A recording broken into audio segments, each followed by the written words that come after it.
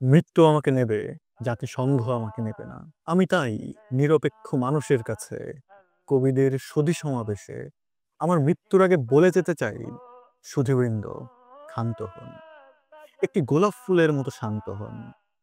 কবিতাটা আবুল হাসানের।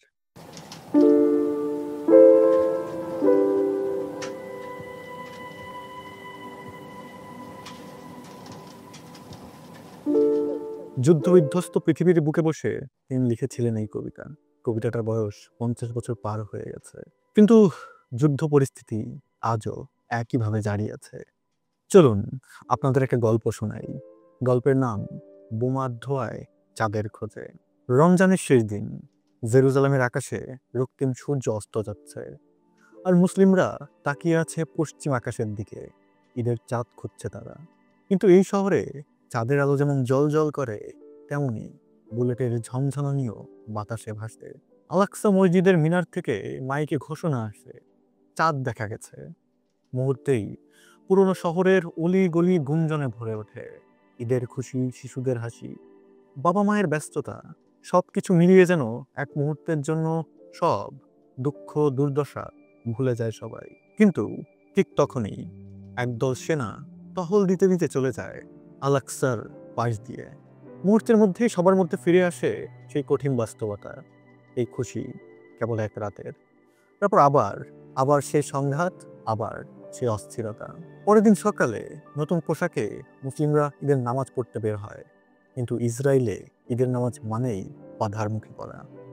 পশ্চিম দিক থেকে আসা হাজার হাজার ফিলিস্তিনি ঈদের নামাজ পড়তে আল আকসা মসজিদে যেতে চায়, কিন্তু কিন্তু সেনাবাহিনী ব্যারিকেড তাদের পথ রোধ করে।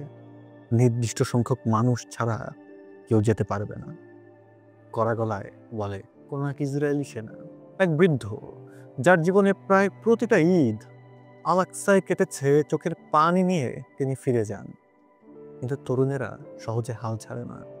তারা অন্য পথ খোঁজে, তারা দেয়াল ডিঙায়, কখনো বা সেনাদের চোখ ফাঁকি দিয়ে মসজিদের ভেতরে প্রবেশ করে।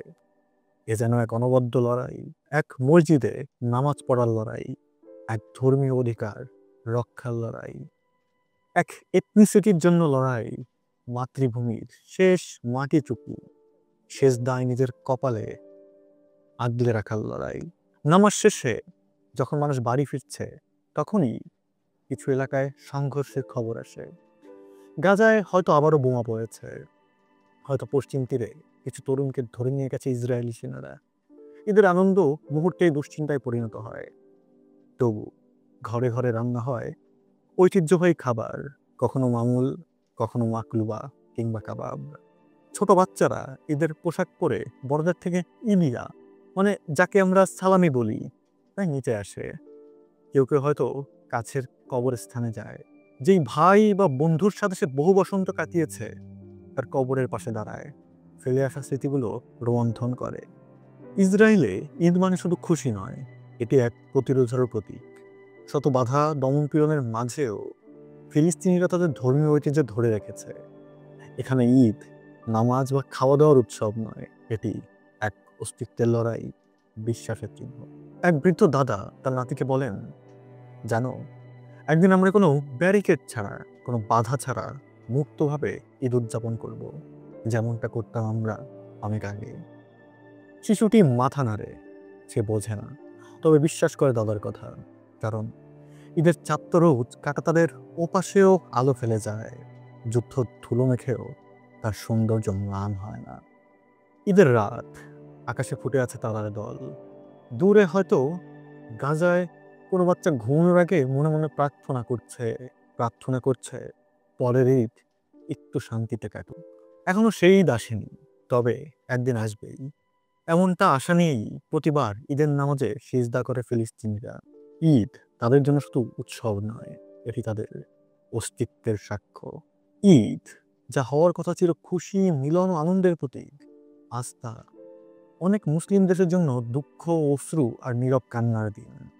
যখন একদল মুসলিম নতুন পোশাক পরে সুস্বাদু খাবার খেয়ে আত্মীয়দের সঙ্গে সময় কাটায়, তখন বিশ্বের বহু মুসলিম পরিবার ঈদের দিনেও বোমার শব্দ শুনে শরণার্থী শিবিরে অপেক্ষার প্রহর গণে, বা কারাগারের নিঃসঙ্গ অন্ধকারে জীবন কাটায়। এবার ধরুন আরেকটা গল্প শোনাই। গল্পটা সোমালিয়ার। গল্পের নাম চাঁদের আলোয় রক্তের দাগ। সোমালিয়ার ঈদ মানেই বন্দুকের গর্জন, বোমার ধ্বংসস্তূপ আর হাহাকারে ভরা প্রার্থনা। দীর্ঘদিনের গৃহযুদ্ধ, আল শাবাবের জঙ্গি হামলা এবং ক্ষুধার তাড়নায় ধুঁকতে থাকা শিশুরা যখন একটু ভালো খাবারের স্বপ্ন দেখে, তখন তাদের কপালে জোটে অনাহার আর অনিশ্চয়তা। বাবা মা ঈদের দিনও সন্তানদের ক্ষুধার কান্না থামাতে পারে না, কারণ যুদ্ধ দাঙ্গায় বিধ্বস্ত দেশে খাবারের যোগান নেই। অনেক সময় ঈদের নামাজের জন্য মসজিদে জড়ো হওয়া মানুষের উপর হামলা চালানো হয়, যেখানে খুশির বদলে ঈদের মাঠ পরিণত হয় লাশের স্তূপে। এবার ধরেই চলেন ইউক্রেনের কথা। ইউক্রেনে খুব সামান্য হলেও মুসলিম জনগোষ্ঠী বসবাস করে। রাশিয়া ইউক্রেন যুদ্ধ মুসলমানদের ঈদের আনন্দও সেখানে কেড়ে নিয়েছে। ইউক্রেনে বাস করা মুসলিমরা আর যুদ্ধের বিভীষিকায় নিঃস্ব।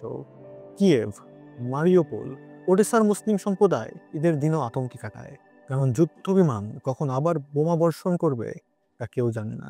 ইউক্রেনের মসজিদগুলো ঈদের দিন পরিপূর্ণ থাকার কথা, কিন্তু সেখানে নামাজ পড়তে আসা মুসল্লির সংখ্যা ঈদের দিন এখন খুবই কম।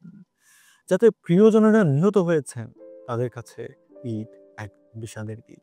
এবার একটু উইঘুর দিকে তাকাই চলেন, আমাদের কাছের প্রতিবেশী। উইঘুর মুসলমানদের ঈদ যেন কারাগারের এক নিঃসঙ্গতার গল্প। চীনের জিনজিয়াং প্রদেশে উইঘুর মুসলমানদের ঈদ মানেই নতুন পোশাক নয়, বরং নতুন দমন পীড়ন। লাখ লাখ মুসলমান চীনের তথাকথিত পুনঃশিক্ষা শিবিরে বন্দী। ঈদের দিনও তাদের কোনো নামাজ পড়ার অনুমতি নেই, পরিবারকে কাছে পাওয়ার সুযোগ। মা বাবারা জানেন না তাদের সন্তানরা কোথায় কিংবা আদৌ বেঁচে আছে কিনা।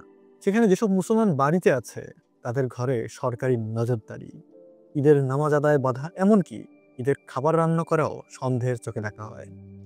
এক সময়ের খুশির উৎসব এখানে পরিণত হয়েছে দুঃস্বপ্নের এক দীর্ঘ রজনীতে। ইয়েমেনের শিশুদের কথা না বললে আসলে পৃথিবীর নির্মমতার ইতিহাস গোপন থেকে যাবে। ইয়েমেনের ঈদ মানে অভুক্ত শিশুদের কান্না।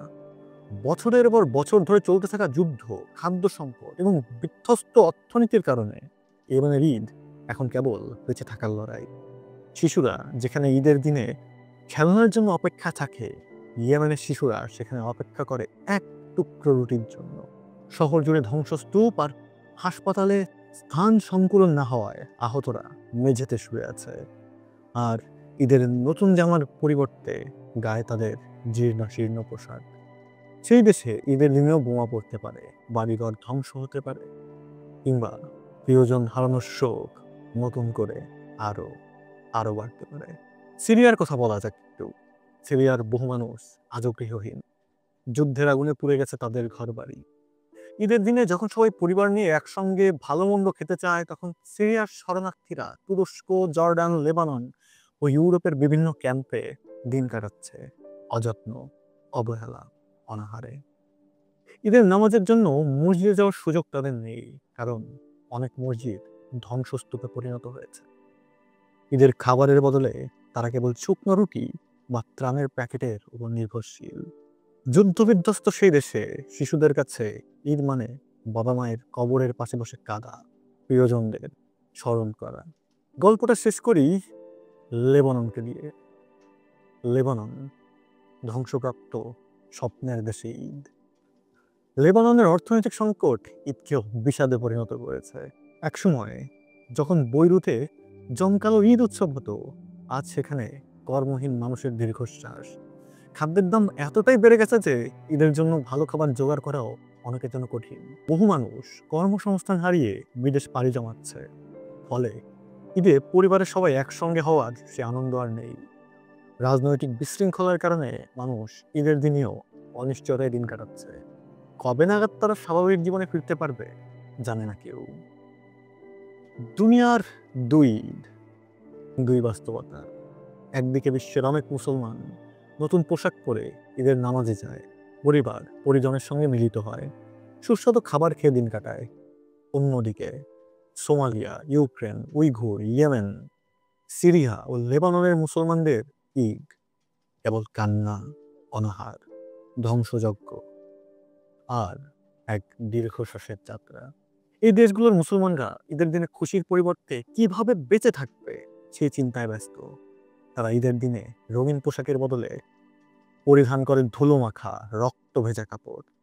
খাবারের বদলে তারা মুখে তোলে চোখের জল, আর এদের আনন্দের বদলে জড়িয়ে ধরে সুখ স্মৃতির ছবি।